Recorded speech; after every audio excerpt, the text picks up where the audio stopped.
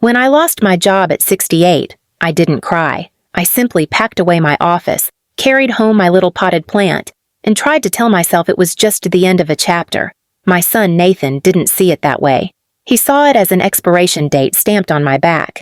He and his wife had been letting me stay in their guest room temporarily ever since I sold my house to help them start their cafe business, the one we built together from scratch.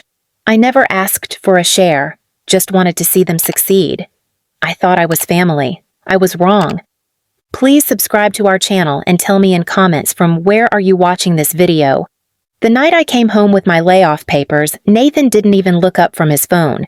His wife, Lindsay, only offered a tight-lipped, "Well, that's unfortunate."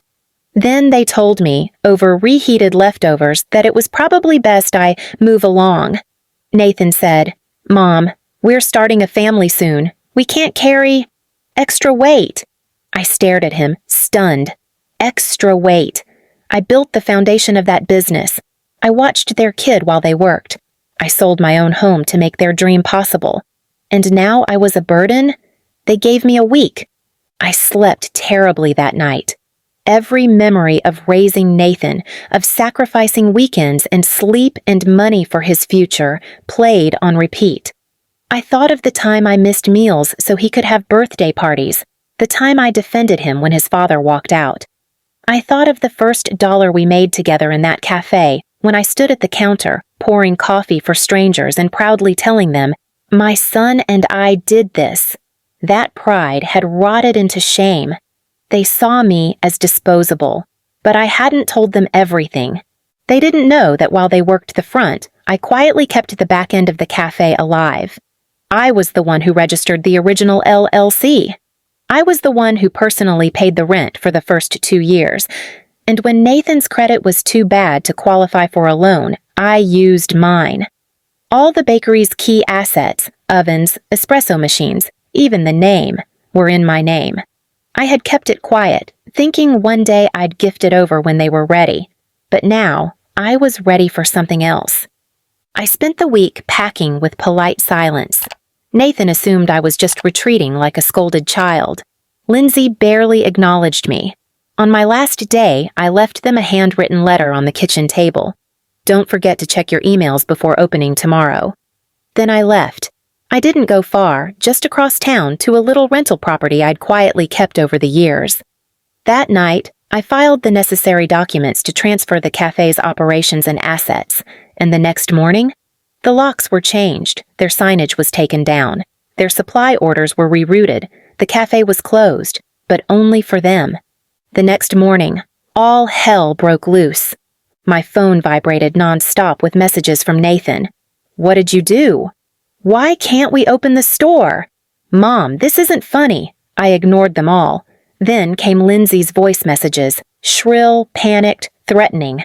They'd arrived at the cafe to find a locksmith finishing up, a note taped to the door. "Closed until further notice. For inquiries, contact the rightful owner." That owner, legally, was me. The equipment? Mine. The bank account tied to the supplier contracts? Mine. The cafe name? Also mine. They hadn't even read the fine print on the business. They'd never cared to.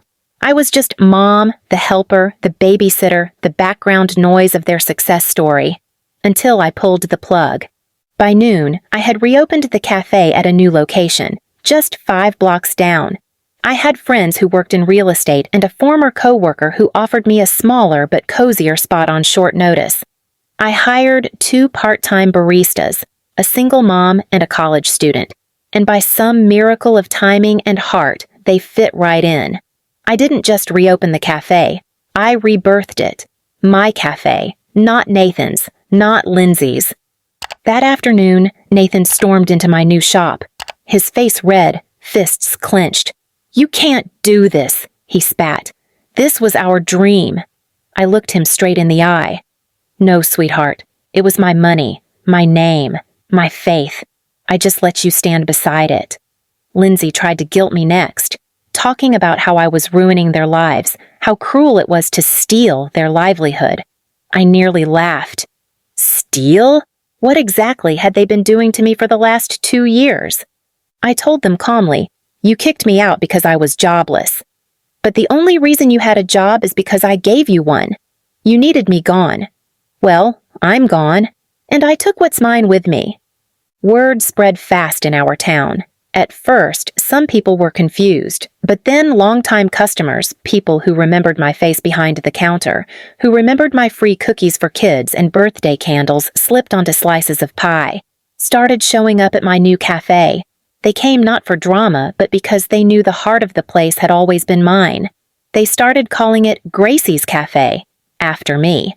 Meanwhile, Nathan and Lindsay tried to start their own place. They rented a commercial space hastily and tried to copy my menu, my concept. But they lacked the soul. They didn't know the stories behind the cinnamon rolls or why I always brewed the vanilla roast on Wednesdays, because that's what Nathan's dad used to love. They didn't understand community the way I did. They thought a cafe was a profit machine. I knew it was a home for people who didn't have one. Weeks passed and their shop never truly opened. Suppliers wouldn't work with them without credit. Their savings dried up fast. Eventually, Nathan came by again. This time, not shouting, just quiet, tired. I handed him a cup of coffee and said nothing. He took it, sat down, said, "I didn't know." I nodded. "That's the thing, son. You didn't want to know." Nathan sat in my cafe for nearly an hour that day, silent, staring at the old photos I had framed on the walls.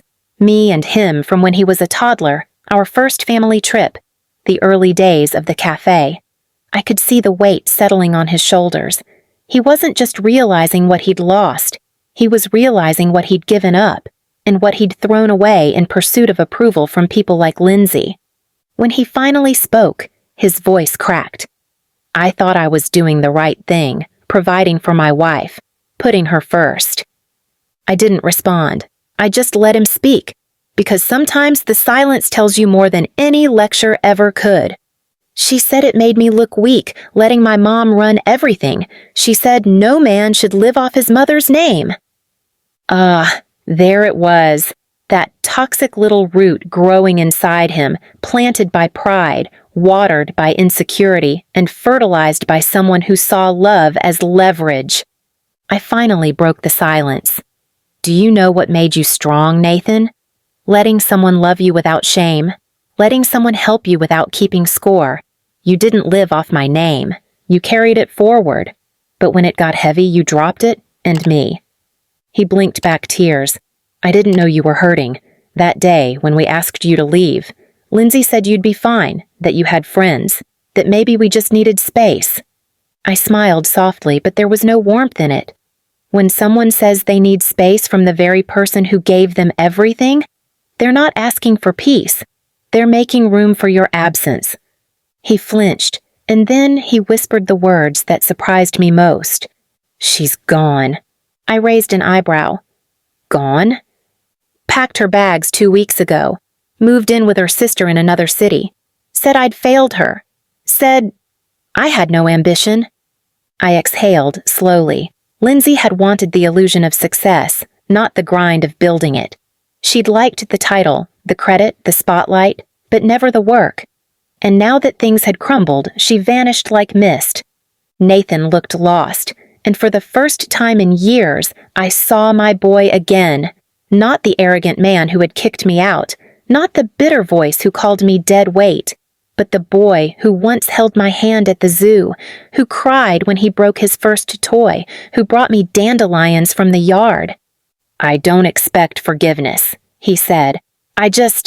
I'm trying to understand how I became this, how I let this happen." I walked over and sat beside him. For a long moment, neither of us said a thing. Then I put a hand over his. "You forgot who you were because you stopped looking at who raised you. And I let you, because I thought that was love. I thought giving you everything meant you'd always have room for me. But that's not how people learn. Sometimes the only way they grow is when the ground disappears beneath them." He nodded, quietly crying, then said the words I'd once longed for. "I miss you, Mom." And it broke me. We talked more that day, really talked. I didn't sugarcoat the pain. I didn't let him off the hook.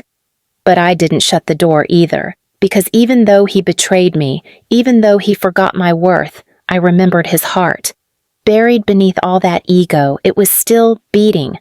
Over time, he came back, not to live with me, not to ask for money, but to rebuild, slowly. He started helping out at the cafe again. He offered to wash dishes, mop floors. No expectations, no ownership, just humility.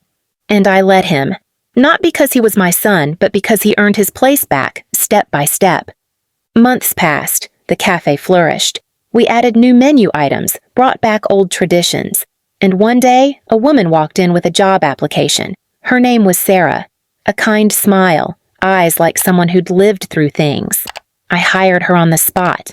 Weeks later, I noticed Nathan staying a little longer during her shifts, bringing her coffee, laughing in ways I hadn't seen in years. Healing doesn't always come in apologies. Sometimes it comes in the quiet work that follows. And as for me, I never moved back into their house. I got a little apartment 2 blocks from the cafe. It's quiet.